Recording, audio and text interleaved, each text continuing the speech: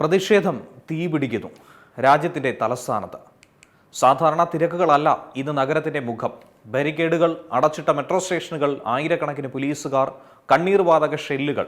ഏറ്റവും ഒടുവിൽ വിമാനമാർഗം കൂടുതൽ കേന്ദ്ര സേനയും യുദ്ധ സാഹചര്യത്തെ നേരിടാൻ വേണ്ടി എന്ന ഒരു പ്രതീതി ഉയർത്തിക്കൊണ്ട് സുരക്ഷാ വലയത്തിനുള്ളിലാക്കിയിരിക്കുന്നു തലസ്ഥാനത്തെ, രാജ്യത്തിൻ്റെ അധികാര കേന്ദ്രത്തെ. ഇതിനുള്ള കാരണം നീറ്റ് പരീക്ഷാ ക്രമക്കേടിനെതിരായിട്ടുള്ള CJPയുടെ പ്രതിഷേധം തന്നെയാണ്.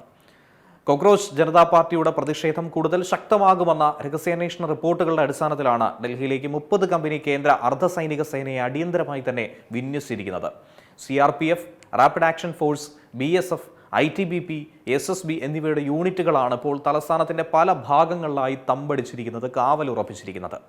ജൂലൈ 27 വരെ ഇവരെ വിന്യസിക്കാനാണ് ആഭ്യന്തര മന്ത്രാലയം തീരുമാനിച്ചത്. പാർലമെന്റ് മന്ദിരം, കേന്ദ്ര സർക്കാർ ഓഫീസുകൾ, സുപ്രധാന സ്ഥാപനങ്ങൾ എന്നിവിടങ്ങളിൽ സുരക്ഷ പല ഇരട്ടിയാക്കിയിട്ടുണ്ട്.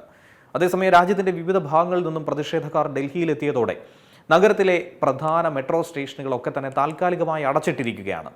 പാർലമെന്റിലേക്കുള്ള റോഡുകൾ ബാരിക്കേഡുകൾ കൊണ്ട് പൂർണ്ണമായും സീൽ ചെയ്തു. ബസ് സർവീസുകൾ വഴിതിരിച്ചുവിട്ടതോടെ മണിക്കൂറുകളോളം നഗരത്തിൽ രൂക്ഷമായ ഗതാഗതക്കുരുക്കും അനുഭവപ്പെടുകയാണ്. രാത്രിയോടെ സർസദ് മാർഗിൽ പ്രതിഷേധക്കാരും പോലീസും തമ്മിൽ ഏറ്റുമുട്ടൽ വരെ ഉണ്ടായി. ജനക്കൂട്ടത്തെ പിരിച്ചുവിടാൻ പോലീസിന് കണ്ണീർവാതകം പ്രയോഗിക്കേണ്ടി വന്നു. ജന്തർ മന്ദറിലെ സമരവേദിയിലേക്ക് പ്രതിഷേധക്കാർ എത്തുന്നത് തടയാൻ വേണ്ടി Rajiv Chowk, central secretariat, Lok Kalyan Marg, IT ഉൾപ്പെടെയുള്ള പ്രധാനപ്പെട്ട മെട്രോ സ്റ്റേഷനുകളിലും കർശന നിയന്ത്രണങ്ങളാണ് ഏർപ്പെടുത്തിയിട്ടുള്ളത്. പ്രതിഷേധം അങ്ങനെ തെരുവുകളിൽ മാത്രമല്ല, ഓൺലൈനിലേക്കും വ്യാപിച്ചിരിക്കുകയാണ്. സമരത്തിന് വേണ്ടി രൂപീകരിച്ച ചില വാട്സപ്പ് ഗ്രൂപ്പുകൾ മരവിപ്പിച്ചെന്നും സമൂഹ മാധ്യമ അക്കൗണ്ടുകൾക്ക് നിയന്ത്രണം ഏർപ്പെടുത്തിയെന്നുമൊക്കെ റിപ്പോർട്ടുകൾ പുറത്തു വരുന്നുണ്ട്. കേന്ദ്ര വിദ്യാഭ്യാസ മന്ത്രി രാജിവെക്കാതെ ഈ സമരം അവസാനിപ്പിക്കില്ല എന്ന നിലപാടിൽ തന്നെയാണ് പ്രതിഷേധ സംഘം. അതേസമയം പ്രതിഷേധം ഡൽഹിയിൽ മാത്രം ഒതുങ്ങുന്നതല്ല, മുംബൈയിലും ശക്തമായിരിക്കുന്നു. സെക്ഷൻ 144 പ്രകാരം നിരോധനാജ്ഞയും പ്രഖ്യാപിക്കേണ്ടി വന്നു. അടുത്ത 15 ദിവസത്തേക്കാണ് ഈ നിയന്ത്രണങ്ങൾ ഏർപ്പെടുത്തിയിരിക്കുന്നത്.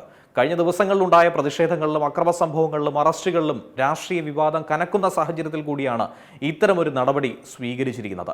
വിദ്യാർത്ഥികളുടെ പ്രതിഷേധം, രാഷ്ട്രീയ പാർട്ടികളുടെ പിന്തുണ, കനത്ത സുരക്ഷാ സന്നാഹങ്ങൾ, രാജ്യം മുഴുവൻ ശ്രദ്ധ ഇപ്പോൾ ഡൽഹിയിലേക്കാണ്.